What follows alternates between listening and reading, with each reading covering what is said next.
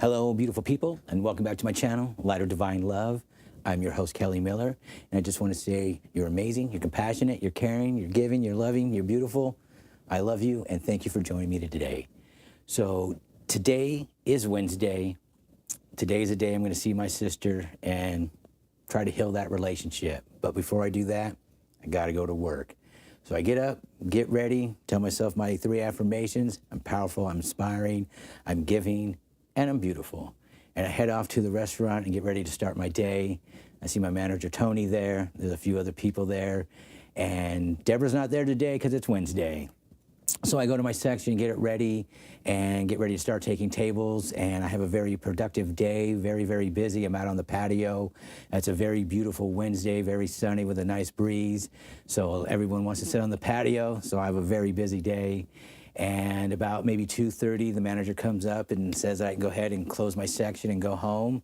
So I bust out all my side work and get everything ready to go. And I stop and I call my sister to see if she's ready for me to come by and pick her up to go have some lunch. And she says, yeah, she'll be ready by the time I get there. So I drive over to her house and I pick her and my nephew up, and we decide that they want to have McDonald's for lunch. So we grab some Mickey D's and we head off to the park. And we're just sitting there, just hanging out. I'm listening to what she has been going through as far as with her relationship with baby daddy. I know who baby daddy was, and we were friends for a very long time before he got with my sister. And I feel very bad that he has just ran off and left my sister with her son.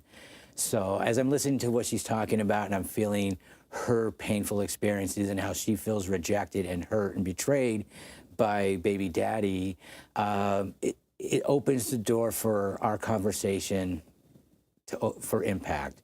And so we hang out at the park. We let my little nephew, his name is Mikey, run around and tire himself out. So we drive back to the house and we put my nephew to sleep. And I sit down with my sister, and the first thing I tell her is, Gabby, I love you. And I'm very sorry for the way that I treated you and the things that I did to you when we were growing up. And I'm apologizing to you because you did not deserve any of the things that I said or did to you when we were teenagers. So she's crying, I'm crying. She asked me what's going on and why I'm apologizing to her, because I hadn't been in her life for the last 2.5 years. And so the gap between us had widened. And I just told her that I'm trying to make changes, because I can't tell her about impact. I'm trying to make these changes in my life to have a better relationship with you and our older sister and our brother. And I just felt that I needed to apologize to you because I owe that to you. I did a lot of mean things to my sister, and they were very, very judgmental, very mean. One of the days that my sister and I got in an argument, I picked up my baseball glove and threw it in her face as hard as I could, because I was so angry at her. Not necessarily her, it's all the substances and all the alcohol I'm doing and everything in my life that is making me angry. So even just the smallest conflict can just trigger me in a way that was unhealthy. So she's crying, I'm crying. I give her a big hug and I tell her, I love you so much, Gabby. And thank you for being my sister. And I truly want to make our relationship better.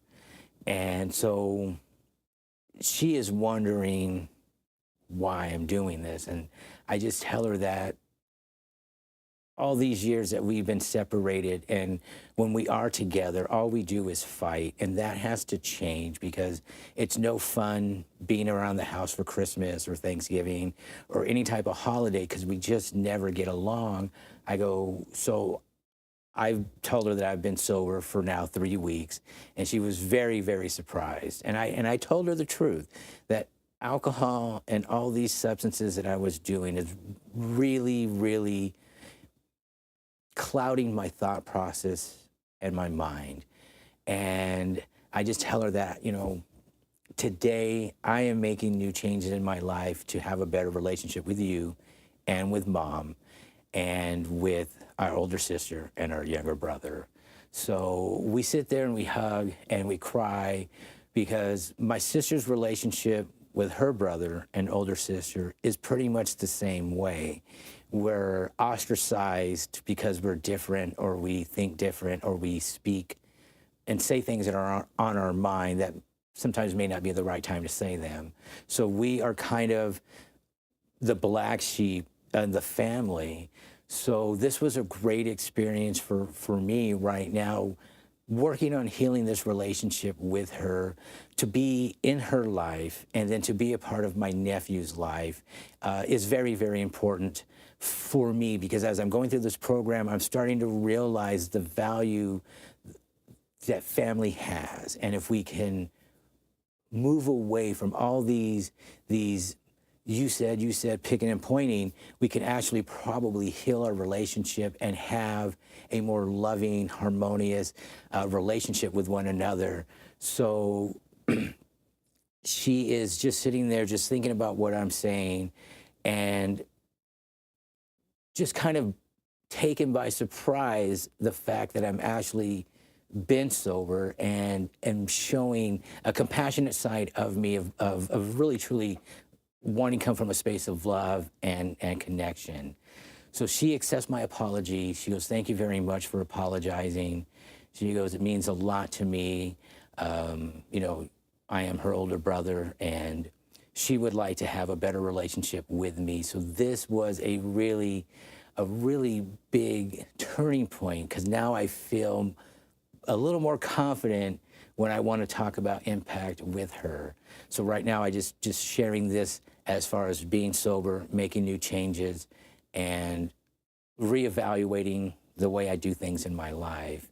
So we hang out a little bit, and she asked me if I could babysit my nephew tomorrow, because she has to be at work and she doesn't really have anybody to do it. So one of my challenges is to assist somebody in need of assistance. So that was basically right there for me. So I tell her, sure, I'll come by and take care of him when I get off work. And so this moment was really good, because for my sister to ask me to do that and trust me with her son was a really big, because if you're a parent, you just don't trust anybody with your children. So I say, sure, not a problem. I'll go ahead and do it on Thursday. So I give my sister a hug. I tell her I love her. I tell her just to please call me anytime you want to talk about anything. I'm there for you. And she was very, very accepting to that. She was very open to receiving that. So I go home, and I'm just thinking about this opportunity that I have with my sister to really just open that door, take accountability for my actions, and apologize, because I know in the relationship with her, I was wrong most of the time. So I owned up to that, and I'm really excited to start building something new with my sister. So I go home and I hang out. My roommate Scott's home, and I talk with him for a few minutes, and I got to get ready to go to bed because I have to be at the restaurant at 9. And so I go to sleep and I wake up, get ready to work, tell myself my 3 positive affirmations. I'm compassionate, I'm loving, I'm giving, and I'm beautiful. And I go to work, and I see the manager, Tony. He's having a stressful moment there. Got a couple of big parties coming in, so he's trying to get everything ready. So I go over there and give him some assistance and get all the things that he needs to be done so he can go off and do the things that he needs to do. And we have a very busy day, bust out like 15 tables. It's around maybe 2:30, 3 o'clock. Tony comes up and says, "Hey, did a great job. Thank you very much. Go ahead and shut your station down and go ahead and go home for the day." So I'm like, cool. So I wrap up all my side work, go ahead and take off, and I call my sister and let her know that I'm on my way to hang out and babysit my nephew. And I get over there, and he's very excited to see me. He's just jumping up like a kitten and trying to grab some string. Uncle John, Uncle John, Uncle John, yeah, yeah. So my sister goes to work, and it's me and my nephew, and I ask him, "Mikey, what do you want to do?" and he wants to go to Chuck E. Cheese. I'm like, really? You want to go to Chuck E. Cheese? We'll go to Chuck E. Cheese.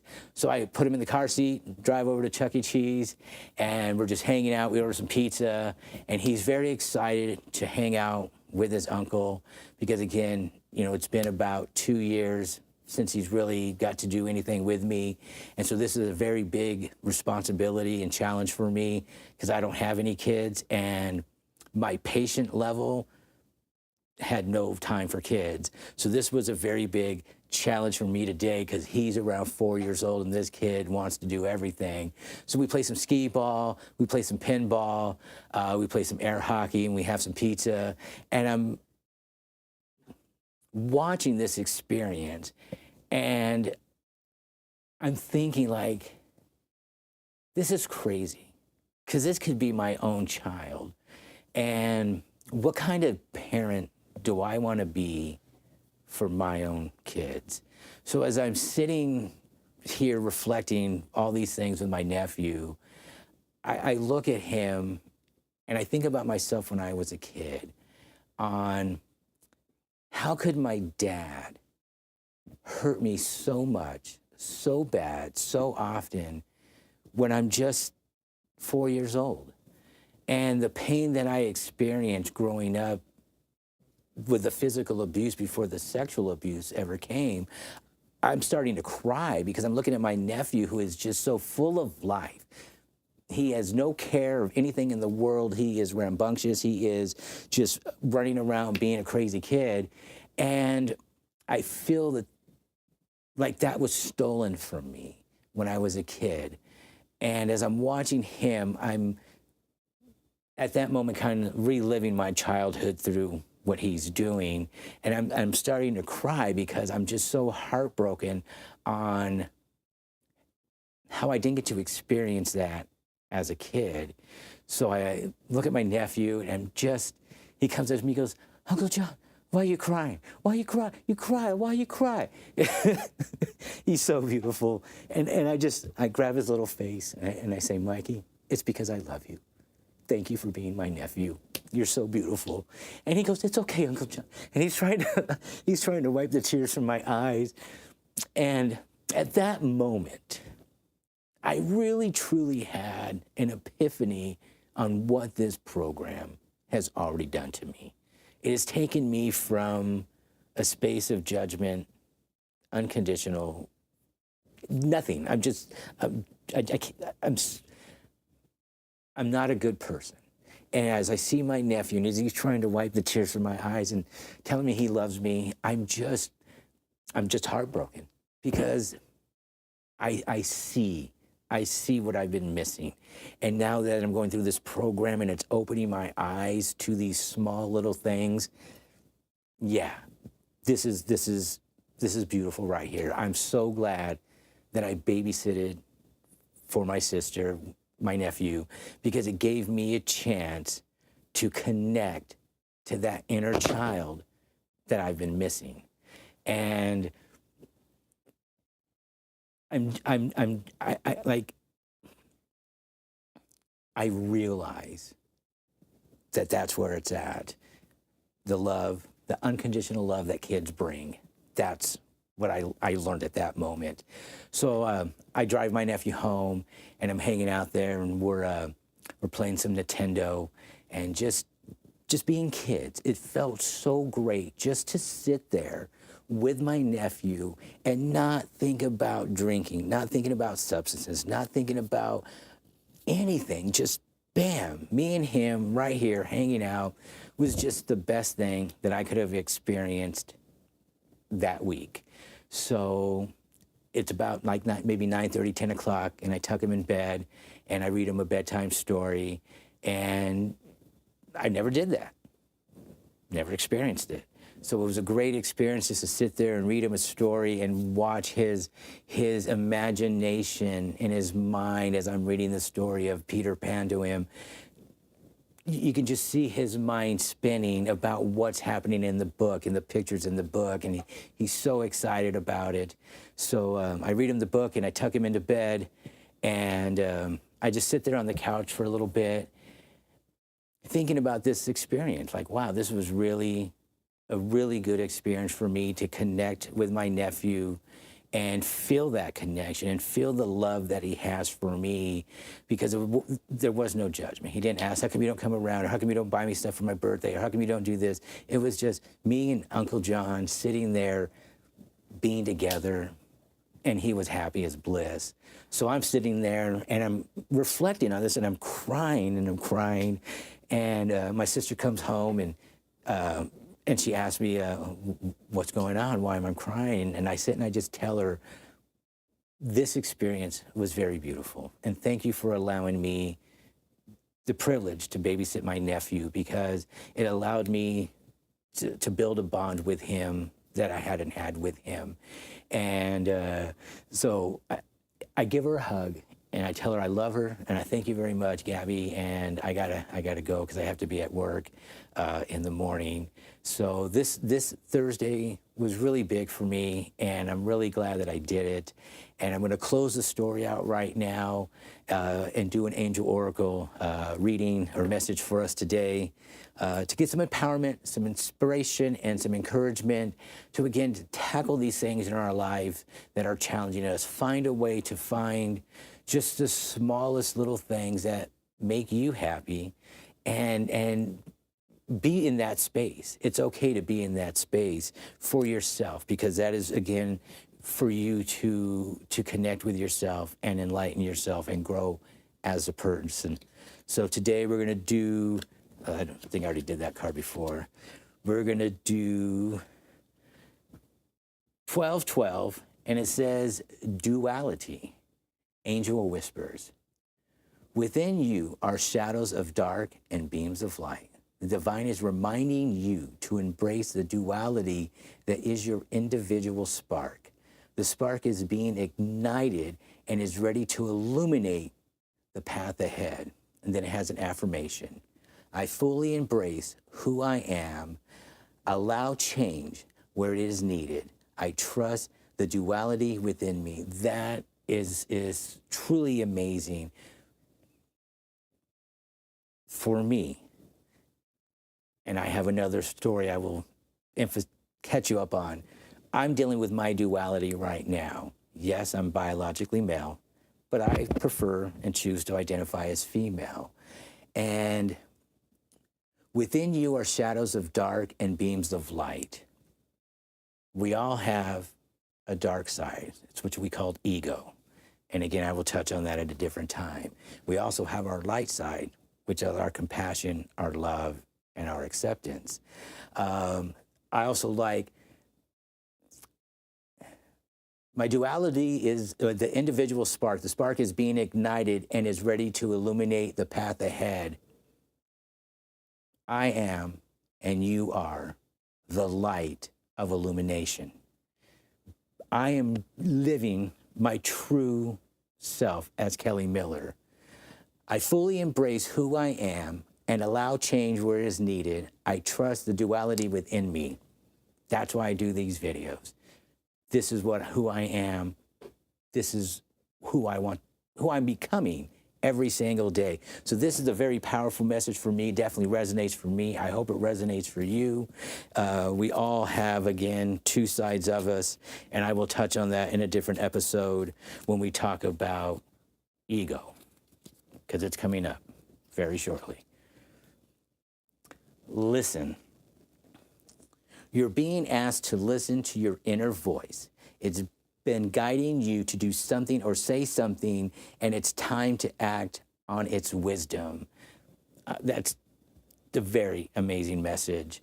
In the last episode, we talked about inner self, things like that. And this is exactly the same way. You're being asked to listen to your inner voice. That is your intuition. It's been guiding you to do something or say something, and it's time to act on its wisdom. Knowledge is power. Wisdom is power. And one positive, constructive word can change the life or the day of somebody in a heartbeat. And when you listen to what they're saying, the act of, hey, thank you very much. is all it may take. So that's a very beautiful card. Sometimes we want to speak before we finish listening to what somebody is saying, and we might miss the message that they're trying to get to. So it is very, I know it's difficult to stop and let someone talk, but it is probably the key aspect of understanding what their message is to you and what they're really trying to reveal. That's a very beautiful message. All right, we'll finish this one off right here. Oh, wow, this is beautiful. 5151, personal power. I embrace my personal power. I am confident and strong, capable of achieving anything I set my mind to. My power comes from within, and I use it to create a fulfilling life. I love that message right there. During this program, personal power is something I had given away to everybody. And I talked about how I valued my friends' opinion and their friendship over my personal power. I'm going to read it again. I embrace my personal power, and I'm confident and strong, which is very important, capable of achieving anything that I put my mind to. Bam. We've talked about it before. Visualize what you want to manifest, put it out there, and work towards it. Follow your intuition. My power comes from within. You can't get it from anybody else. No one's going to go, hey, here's a jar of power. Got to love yourself. And I use it to create a fulfilling life, which is so beautiful because life is what you want it to be. I have struggles. You have struggles. We're all dealing with things, and it's hard to move past some of these challenges that you have to have a fulfilling life. So again, when you come from that space of your inner power, bam, right there, you are unstoppable. And I talked about that before. Through inspiration, compassion, and love, we are all unstoppable people. I've said it before. If I could do this, I can do anything. And you can do anything if you put your heart, mind, and body and soul behind it. You are unstoppable. So I hope this message resonates with you today the way that it resonated with me. I think the one thing I love all about these cards, and I'm gonna use the word listen. Listen to yourself. Nobody can make decisions for you. Nobody can make those changes for you except for you. And when you really, truly, again, I talked about combining all of yourself and aligning your body, mind, spirit, heart, and soul together, come from that space of love, bam, great things happen for you, and they'll happen for me, and they'll happen for anybody that, again, thinks about positive aspects in their life. So again, I thank you for listening. I thank you for being here today. I can't wait to see you in the next episode. Thank you very much for watching. Have a great night. God bless you, and thank you again.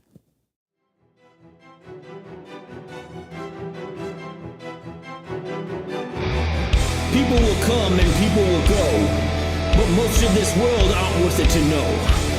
This life might deal you one or two true friends, so fight for what's yours till this life comes to an end. Some will try tempting your heart's desire, lifting you up while they set you afire. So don't ever keep your true feelings in check, 'cause nothing's worth losing your self-respect.